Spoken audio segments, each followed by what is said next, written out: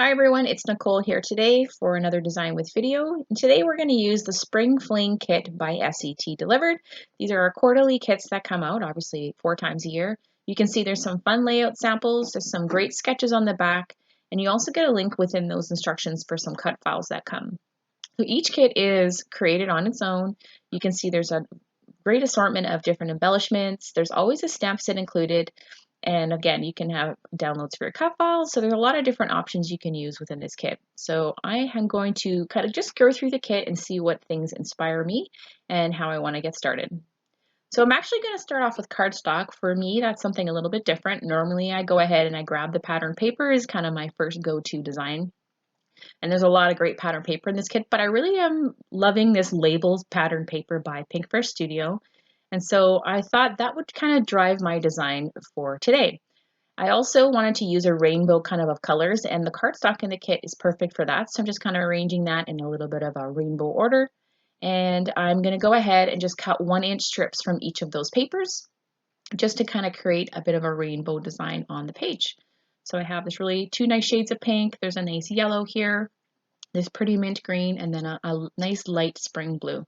So almost like a robin's egg blue. So I'm going to cut strips of that and get those adhered onto my page in a bit of a Roy G. Biv kind of order. So I toy around with the placement of where I want to put those strips, but I end up going along the left edge of my page here. And what I know I'm going to do is add a little bit of stitching to some of those strips, not all of them. So I'm just adding a tiny bit of adhesive here, as you can see. And then I'm going to line those strips really just nice and simply along that edge. And I am leaving a bit of a gap between each of the strips.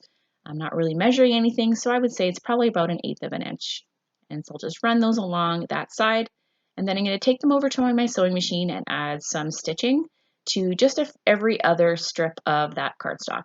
And that's going to allow me to do something a little bit later on with some layers. I'm going to trim off any loose edges. And then of course, when I'm done sewing, you'll see that I trim off all the threads right here. So back to my label paper, I decide to go ahead and just trim out a few different of the labels. I'm trimming off some round ones, some longer ones, and I'm going to fussy cut those out really quickly. Probably have about 7 or 8 of them, and some are just half shapes, some are full. I do want to start off a little bit of a title for my page, so I'm going to use the Spring from the stamp set from this kit, and I'm going to stamp that on top of this really fun lined note card that are in the kit. But I decided it's kind of a little bit plain. I just used black ink, so I thought I used waterproof ink. So I'm going to go ahead and do a little bit of coloring in there just to add a splash of color. I have my paint palette here, and it has some dried watercolor leftovers from my Pinkfresh Studio liquid watercolors. So I'm just taking a water pen and just adding a tiny little drop of water just to get that color off of the paint palette there. I'm not adding any more ink. I'm just adding like literally a drop of water to each of the colors and then adding that onto my stamp title. And I'm just dabbing that off a bit because I don't want the color to be super, super intense. I just want to have a nice like pastel spring kind of feel to go along with my cardstock. I am going in a second time and just adding another light layer over top. And that's just to create more of that watercolor effect where you get the layering of color. So that's pretty easy. It dries pretty fast because I did not use a lot of water. And so at this point, I'm just trying to decide where I want to put my bits. I know for these labels that I'm going to use foam adhesive behind some of them, and some of them I'm just going to add directly right to the background. And I know what I want to do is because I didn't sew all those strips, I want to tuck some of those labels inside the strips of paper just to create a nice easy layer. So I'm going to finish off my title here using these fun holographic letters by Chamel that are in this kit. And then I'm going to go ahead, once I have my title kind of ready to go, and add all my fun little bits in around my photo and my title area. I am going to pop up my photo and my title with foam adhesive. And once I have those 2 larger pieces on, I'm going to start building my pattern with the labels, working from larger to smaller. So I'm going to tuck my title in just a little bit here. And now I am ready to go. So I'm going to start off with some of the larger labels, and I'm going to kind of cover up this bottom of the title area.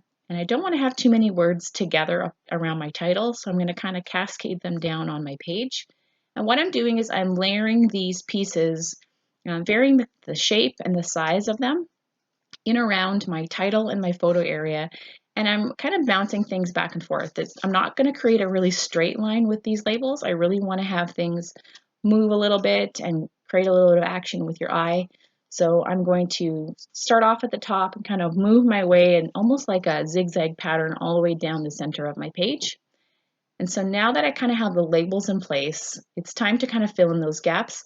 So for me, there's some really fun florals in this kit. So I'm going ahead and I'm just taking this fun paper from Echo Park You and Me, and I'm going to fussy cut a whole bunch of the flowers. A lot of the colors in that cardstock is all in this one paper. So I figured I would just cut a bunch of the different flowers and the different colors and use those to tuck in around my labels.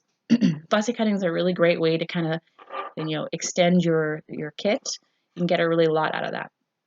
So what I want to do now is kind of tuck these flowers in around those labels. I'm tucking under and I'm letting some go over top of the labels just to create a nice layered effect. And a lot of them I'll use some foam adhesive in behind, just depending on how I've popped up those labels or not. I am trying to mix up the colors as I go, so I don't have too much pink in one area or too much of the purple. I really want to have all those colors kind of floating down around the page. One thing I'm also trying to do with these fussy cut items is I'm really trying to tuck them in and over layering elements. So I want to have a connection between the two labels, for example.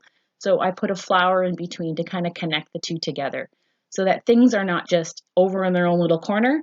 You kind of have the flowers guiding in between to kind of make everybody play nice on the page. So I'm just tucking these in and I'm really trying to mix up the colors. I do want to have a little bit of yellow down the bottom, so I've put that die cut shape from Jelly Bean Soup down on the bottom corner, and I'm using some of these more teal and blue colored flowers in the die cut pack to go with my fussy cut flowers that are really much more pastel. So I'm scattering kind of the different colors along my section here with the labels that I've cut out, and I'm just filling in with lots of these flower shapes.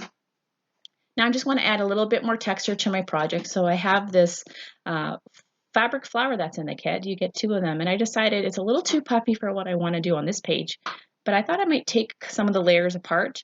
So there's just a nice little stitch in the center of this flower. I'm just trimming it apart and taking some of that folded flower piece, and I'm going to tuck that with a glue dot just underneath some of these labels, just to add a little bit of texture. And it's a nice ivory color, so it's very neutral. It goes with everything, so it doesn't really matter where in the design you put it. They work quite nicely as just a nice neutral. So I'm just going to go ahead and finish tucking those things in, and then I'm going to end off here with some of these enamel dots. These are the Pink Fresh Studio ones.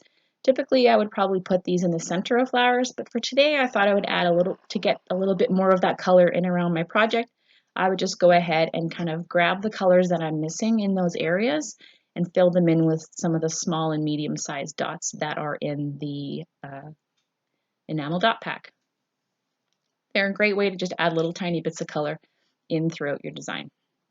So to finish off, I really wanted to have just fill in some of the open areas. So these hashtag stamps that are in the stamp set this month are really fun. So I'm just going to add some of these spring hashtags in around my photo title as well as on one of the labels. And that's just a fun way to add a tiny little bit of sub-sentiment on your page.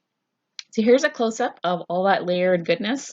You can see the stamps there in with all the fussy cut flowers. And in the end, I did add a little bit of watercolor paint just splattered in the background just to make the white cardstock not quite so white. I hope you've enjoyed today's design with video, and I will see you again next month. Bye-bye.